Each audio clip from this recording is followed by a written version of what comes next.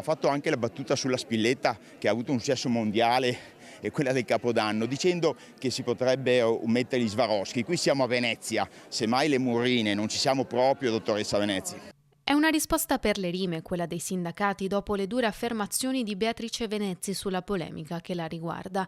La presa di posizione degli orchestrali non piace in primis a Venezzi, ma nemmeno all'ala destra del governo, che plaude alle risposte della maestra in occasione di una conferenza stampa a Pisa. Venezia, da quando è scoppiato il casino a settembre, è stata in rigoroso silenzio. E adesso ha cominciato a parlare e abbiamo capito perché forse era meglio che rimanesse in silenzio. Le parole sono parole arroganti, c'è un accenno al fatto di dire che il teatro sarebbe nel caos, preda all'anarchia e ai sindacati, che sono vecchie parole che abbiamo sentito in anni passati in Italia, contro il quale serviva il manganello, quindi proprio ha sbagliato completamente toni.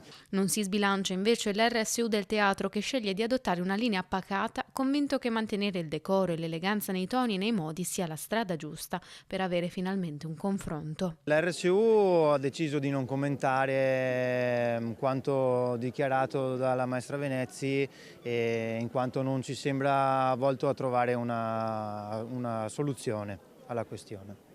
Nelle scorse ore, intanto, RSU e segreterie si sono riuniti in un incontro in cui inevitabilmente si è parlato di Venezzi e del da farsi in questa situazione. Sono state discusse appunto i prossimi passi da fare all'interno tra di noi, tra RSU e le segreterie. Comunque dopodomani ci sarà la prima del Simon Boccanegra e stiamo valutando assieme anche agli altri lavoratori quali saranno le azioni da intraprendere. La nostra posizione rimane ferma, immobile, e dal 22 settembre rimaniamo fermi da dove siamo partiti.